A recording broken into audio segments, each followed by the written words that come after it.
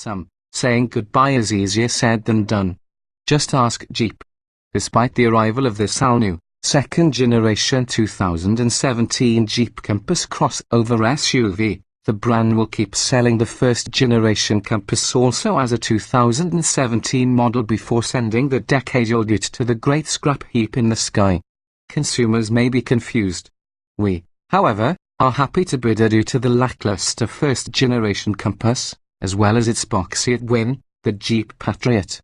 Like its predecessor and short-term stablemate, the new Compass fits into the 15.4-inch overall length gap between Jeep's Renegade and its mid-range Cherokee crossovers. If this hair-splitting strategy seems a bit odd, know that the Compass also is intended to serve as a volume seller in many global markets for which the Cherokee is simply too large. Unlike the side-sack first-generation Compass, though, the redesigned crossover looks and feels like it belongs on the same showroom floor with those rigs. Built on the small wide 4x4 architecture that underpins the bug-eyed Renegade, the new Compass doubles down on the mini Grand Cherokee looks that the original Compass tried to adopt in its 2011 model year refresh.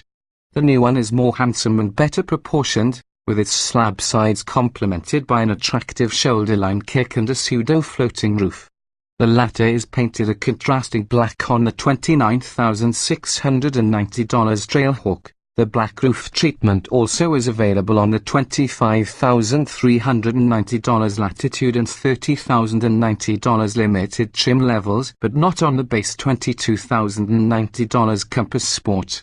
As with most modern Jeeps, the Compass is liberally endowed with Easter eggs, including a molded plastic gecko at the base of the windshield and an imprint of the Loch Ness Monster at the bottom of the rear window. Inside, the new Compass supplants the old one's low-rent interior with modern ways that recall the interiors of the costlier Jeep Cherokee and Grand Cherokee in both design and material quality. Brittle-feeling control stalks and door panel switchgear, though, are shared with the cheaper Renegade. Replacing the old Compass's dated multimedia systems are a trio of Uconnect touchscreen units that measure 5.0, 7.0, and 8.4 inches. The largest also available with navigation. As with the Uconnect systems found in other Fiat Chrysler products, the 8.4-inch unit we played with was quick to respond to touch inputs and easy to use. A handful of hard buttons located near the back controls ensures that even the least tech-savvy operators can complete basic multimedia commands. Big footprint, at 173.0 inches long. The new 2017 Compass overshadows the Renegade by 6.4 inches. An additional 2.6 inches between the Compass's axles imbues the crossover with 3.2 inches more rear legroom than its smaller sibling.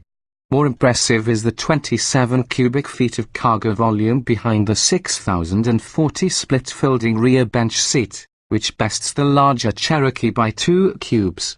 The enlarged footprint also bestows the crossover with a more refined ride quality that doesn't embarrass the little Jeep dynamically when you give it the whip. Over pockmarked and twisting back roads near Hollister, California, the Compass felt secure and composed thanks to its relatively limited body roll and appropriately weighted, if aloof, steering.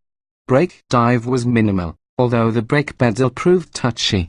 All Compasses use FCA's 2.4-litre inlet for producing 180 horsepower and 175 lb-ft of torque, an engine that's also available in the Renegade. A 6-speed manual gearbox is standard on the Sport and the all-wheel drive Latitude.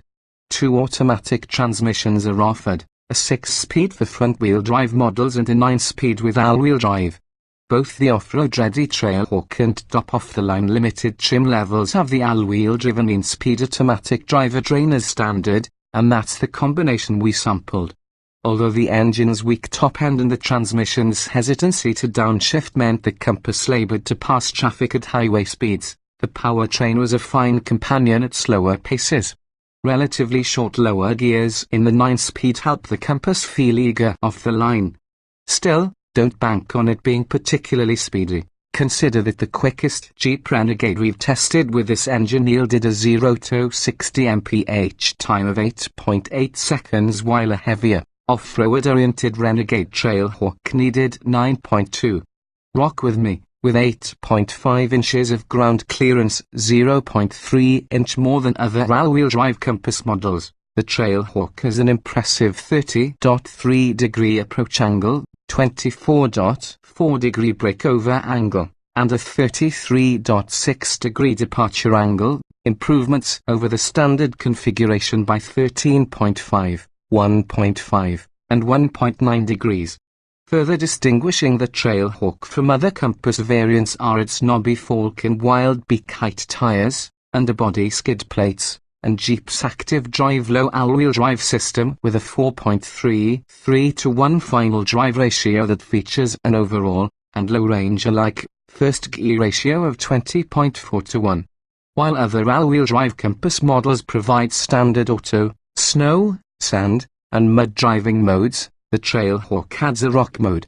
Among other things, rock mode increases the sensitivity of the all-wheel drive system's brake-based torque vectoring. At Hollister Hills State Vehicular Recreation Area, the Trailhawk proved its mettle clambering over jagged rocks and slogging through muddy pits with relative ease. Although rock mode never felt necessary for the obstacles we encountered, engaging it did noticeably reduce wheel slip. If the Jeep Renegade is just a hair too small and the Cherokee a smidge too big, then the new Compass is sized just right. No longer a penalty box, the second-generation Compass combines mature looks, nimble handling, and comfortable accommodations, making it a worthy addition to Jeep's small crossover litter.